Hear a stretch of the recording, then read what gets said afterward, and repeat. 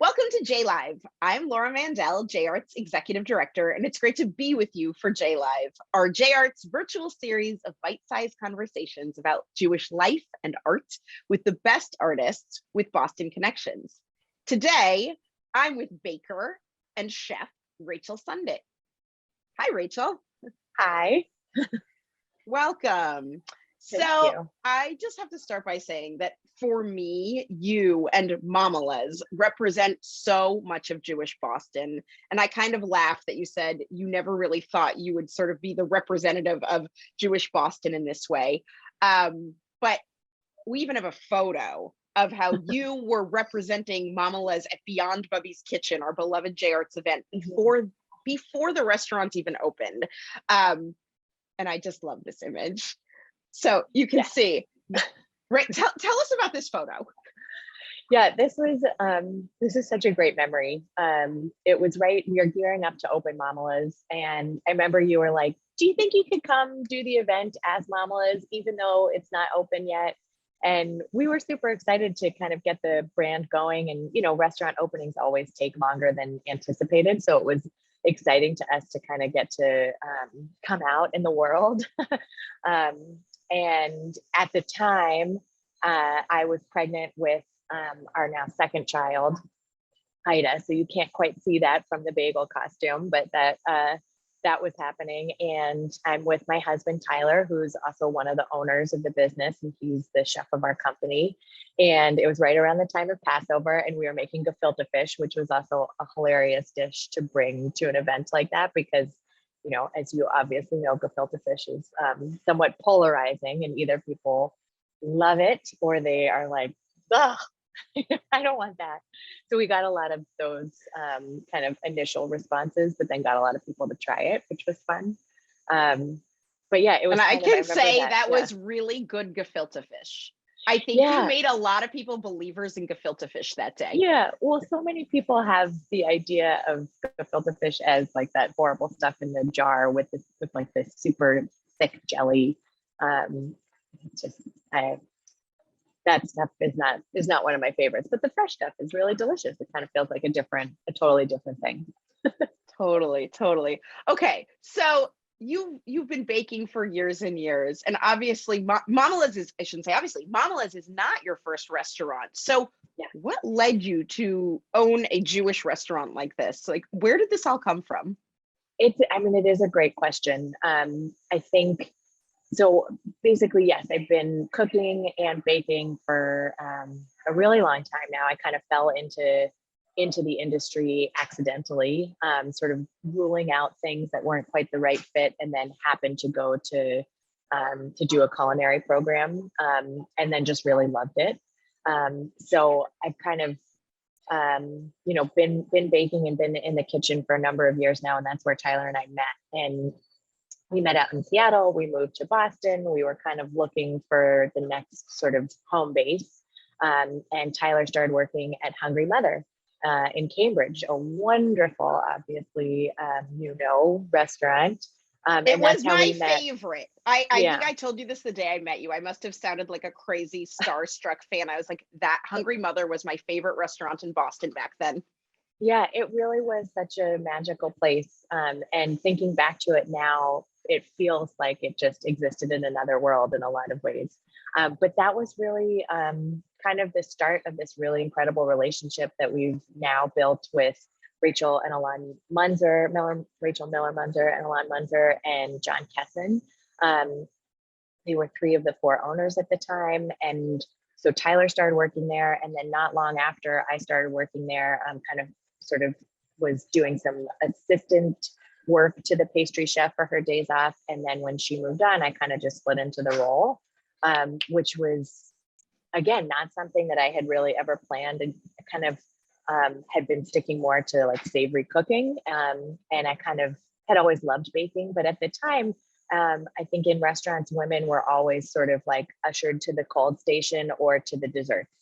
And I always really loved baking, kind of gravitated towards that, but I didn't want to get pigeonholed as the girl in the kitchen that would just take care of the sweets.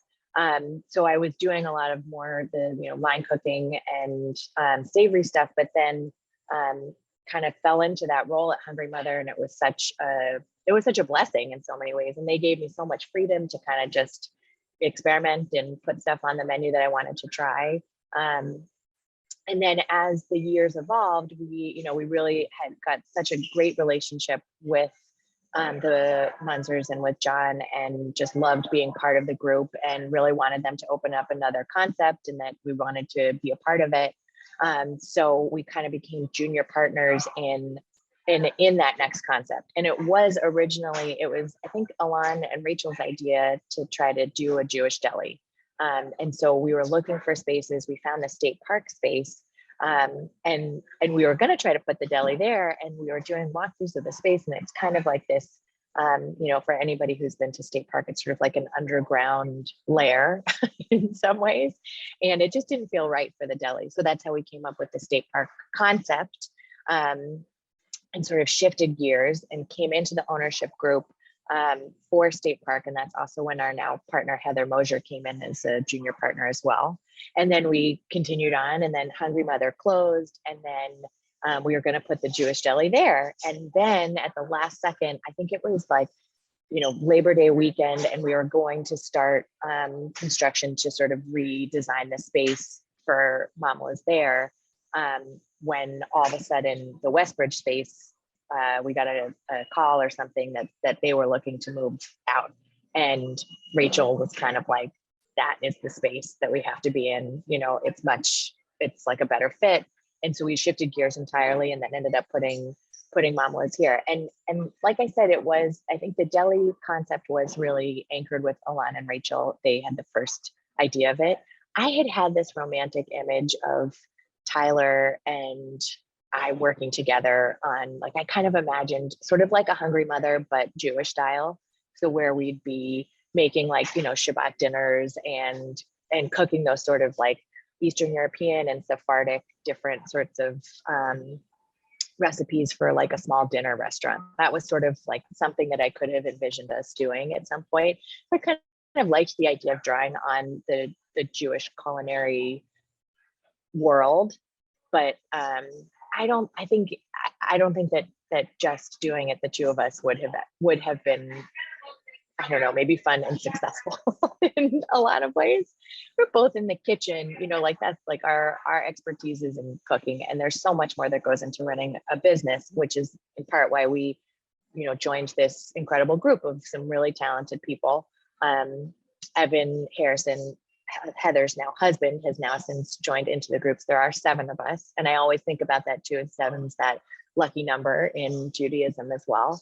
And we have a lot of different strengths. And so as a group, I think we bring a lot to one another working together. So that's been, a real blessing. So the shifting to the deli is kind of like, oh, well, I mean, this isn't exactly what I had in mind, but this is pretty cool.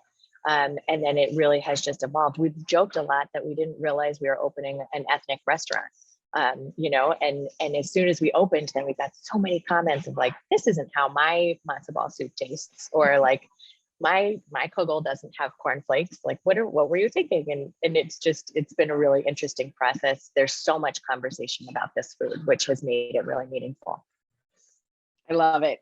I love everything about that. And I laugh because when you were talking about in an earlier conversation about recipe development and about the cornflakes specifically, and how you and I are both offended by raisins and kugel, I should note. Yes. Right. But when you were talking about this, you were saying how like it was really a matter of pulling from each of your family recipes. And I love so much that Mamaleh's is not just a random Jewish deli. It really is the stories of your own families, of your own upbringings, and how you've made that sort of accessible to all of us. And I'm wondering, like, what was your Jewish upbringing like that really led you here? I think it was not particularly religious. We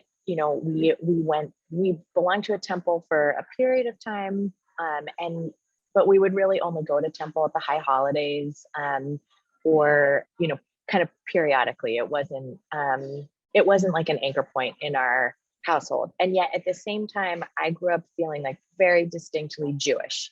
And I kind of thought a lot about how my parents did that, or how they we're able to instill that, like, I feel really distinctly Jewish, but at the same time, I really don't feel particularly religious. And I think a lot of it is because of the storytelling that goes along with Judaism. You know, we'd always celebrate the big holidays, the high holidays of Passover and Hanukkah. And my father grew up with a much more rigorous Jewish education in South Africa, where it was kind of like all or nothing. So he really has so many of his own stories that he's brought in. And, you know, at Passover, he'd always have, you know, all the different Haggadahs that he's pulling from, and really sort of leads the family in that experience. So we have, I think, you know, so many of those memories that I draw on. And also I think it's so much anchored in the food. And I have always just loved being in the kitchen and creating things, that being involved in those family recipes that come out at very specific times of year and have stories attached to them. It kind of, I think, really connected for me and has continued to. And I think that's how I connect to my Judaism the most, is the storytelling and the kind of Jewish themes that really just like anchor our moral compass in so many ways. And period, you know, just kind of bringing stories to life and being able to create things that go along with it. It's beautiful. So I want to know more, because you said your father grew up in South Africa, and you also said that he tutored you for your bat mitzvah, yes. Which is fascinating to me. Tell us. Yes. Yeah. So he grew up in Johannesburg. He went to King David High School, where you know, they spoke English, but they studied Hebrew, and he went through, you know, 12 years of Hebrew studies, and they would go to pretty you know, pretty serious temple services where he would, you know, sit in the back, and there was this giant clock kind of behind the bema, and he would have these daydreams of being able to climb up and pull the hands to make the services go faster. And he has really like a very solid Hebrew education because of that. And I think, you know, when he came to America, I think he similarly feels distinctly Jewish, and, you know, that is completely part of his identity and who he is, but not as much in a sort of religious kind of way, sort of. But he did have so much, you know, Hebrew education that when it came to time for my sister and for me to be bat mitzvahed, we didn't belong to a temple at the time. My mother, you know, in stark contrast, grew up in Long Island, also Jewish, but like never went to temple, and you know, didn't have that sort of religious component. Again, like she feels very Jewish, but you know, never studied Hebrew or anything like that. So I think when they, you know, became adults and had kids, they wanted their kids to feel Jewish, but they had never really felt kind of like meaningfully connected to temple and services. And so that wasn't necessarily part of their experience that they brought forward to my sister and to me.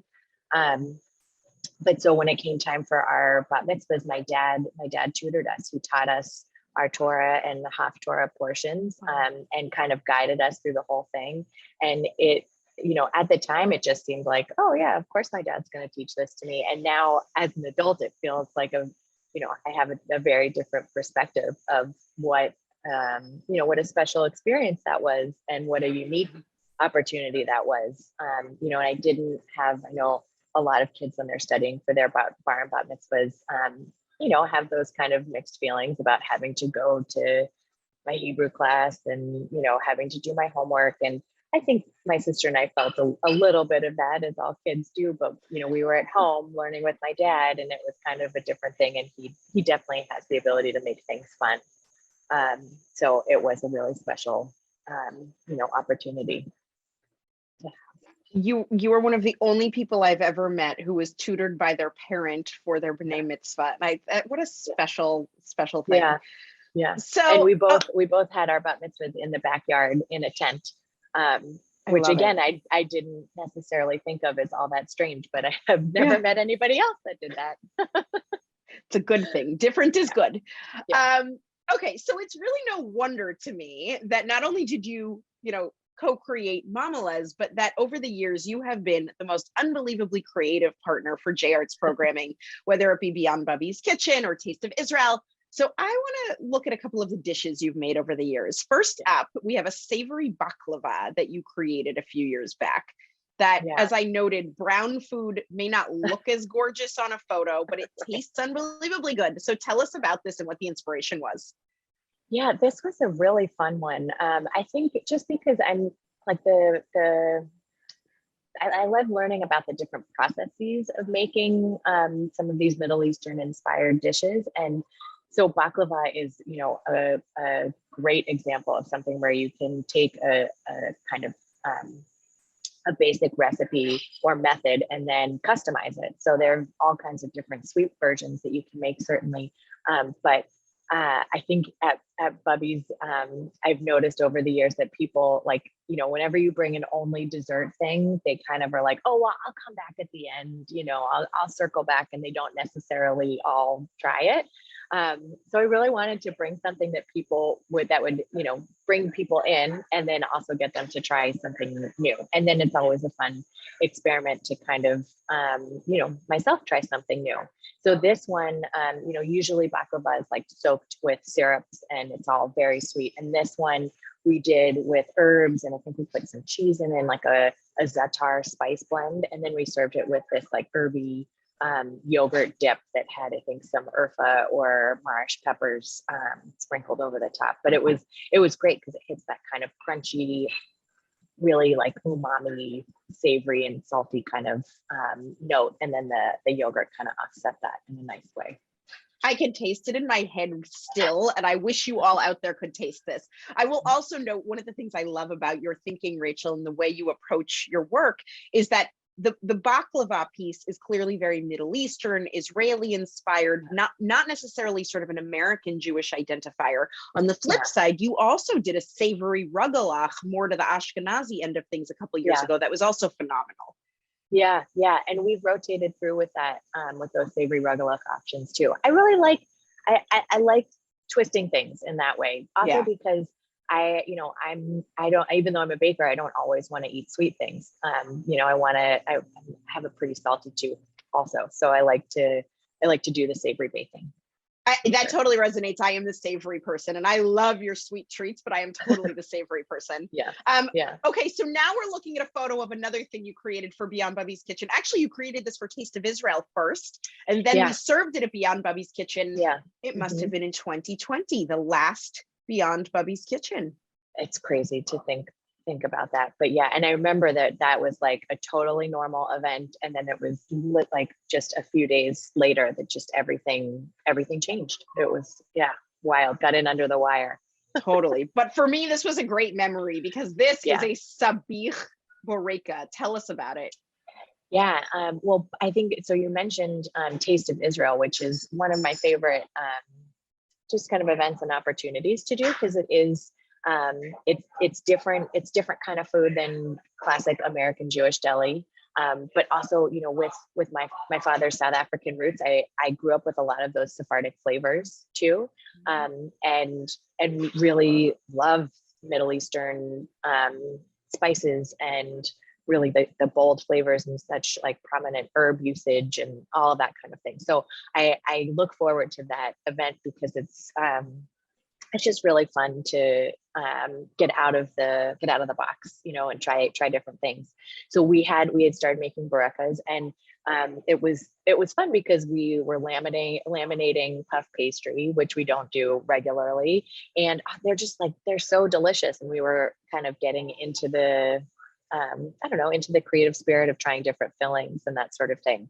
And so we made this really yummy, like roasted eggplant, and it almost turned into kind of like, not quite a puree, but we cooked it a lot so that it was really soft, and then mixed in hard-boiled eggs and tons of herbs to make these beautiful little kind of like, it's probably like 3 or 4 bite size barekas, and served it with, I think it was like a tahini sauce and that really like herby, delicious oil kind of condiment.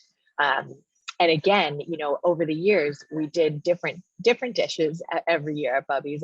And some years we did stuff like gefilte fish, or one year I think we did like a chopped liver version. And then there was the year that we did the beet borscht, all of which are totally delicious, but people are kind of like, I'm not dying to eat that necessarily. And so then we kind of, shifted a little bit to not to really wanting to do kind of like crowd pleasers and crowd favorites. And I think this one was our most popular because it just immediately looks so appealing and, hits those notes of like, yeah, I want to try that. We put everything spiced on top, I think. It was incredible. And I will say two things. One is I want us to look at the photo. You mentioned the beet borscht, and we have a picture of your son, who at the time must have been 3 or 4, with what I think is one of the most iconically memorable dishes from Beyond Bubby's kitchen. I just love this. And his little Mamaleh t-shirt. It's the cutest. I know. Yeah. So we named the deli Mamaleh's after all the kids and the future kids that we anticipated having as a group. So in the 7 of us, ownership group, we have 3 married couples, and now at this point collectively we have 7 children. So and all of the children make appearances at the deli and at work events. I think Rachel and Alon's daughters, Mira and Golda, are probably the most seasoned workers. They are the oldest, so they have that leg up, but we do definitely bring them into the fold and get them working early. You got the full family Jewish spirit going on there. Yes, absolutely. And that beet borscht, it's not something that people that have the wow factor necessarily. I remember people were sort of like, do I really want to taste this? But it's one of those things that, maybe you grew up with not the greatest version. And, when you make these recipes really well, they are so delicious. So I think, people are surprised when they, give us the benefit of the doubt and taste some of these old classics. But we don't change recipes so much, but we use our knowledge of cooking techniques and things that we've learned over the years to apply, to the recipes to make them the best that they can be, we think, at least. It's awesome. Okay, so we are up at our time, but of course, part of the reason I was so excited to talk to you today of all days is that it's Shavuot, the holiday in which the Jewish people received the Torah, and the tradition, as some people may know, is to eat dairy foods. And for years, you and Rachel Miller-Munzer and I have talked about this idea of doing something around Shavuot because it's such a no-brainer with the delicious treats you make, dairy, the barekas, cheesecakes, otherwise. So tell us, what have you brought for us to, unfortunately, not taste, but to share together? The beauty. Yeah. Well, so one of the things we kind of end up highlighting some things that we have on a regular basis, but they happen to be perfect for the holiday. And so one of them is our, let me see if I can tilt this. It's our New York cheesecake. So our cheesecake is like rich and kind of fudgy texture. It's really classic, cream cheese based and totally delicious. Really, really creamy, super smooth texture. And you can kind of see the crust that we use now is actually a naturally gluten-free one. It's like an oat and honey mixture. It almost tastes kind of like if you grew up with those Nature Valley granola bars, the oat and honey ones. That's kind of what it tastes like. Nice. And it becomes this blank canvas. So I have it here just with some like raspberry preserves, but really any fruit goes so well with it. And it's dreamy, it's just super smooth and velvety texture and totally delicious. So for all times of year, but especially for the holiday, it's really perfect for that. So if I were to come out this afternoon, could I find that cheesecake in both Cambridge and in Brookline? Yes, you could. Awesome. Yeah, ready and waiting. I will also make a plug for you, which is that for anyone out there who has not yet been to the new Brookline location, there's a fabulous freezer case. I like to stock up on frozen knishes. It's one of my favorites personally. But I do hope everybody will get out and enjoy some of Rachel and her team's tasty treats for Shavuot and year round, because they are just tops. Yes, thank you. Absolutely. And I just have to say, as a shout out, Jim Ball on our staff, our PR manager, adores your chocolate cake as I do. So I just want to give a shout out for that slice of chocolate cake. One of the best anywhere. That makes me very happy. We work hard on that one. Yeah, definitely a classic. Awesome. Rachel, I think we could talk all day, but I think we're over time. So I am going to say thank you so, so much. Well, I'm obviously disappointed that I'm not eating that cheesecake right now for Shavuot. I hope that I and the rest of us out there watching will be able to stop by and grab some and say hi one day soon. Absolutely. Thank you so much. Oh, it's always a pleasure, Laura. And I think you're right. I would be so happy to continue talking all day. For another day. Anyway, Thank you for joining me for JLive. We'll continue in another format. Have a great one. I'll see you soon. Thank you.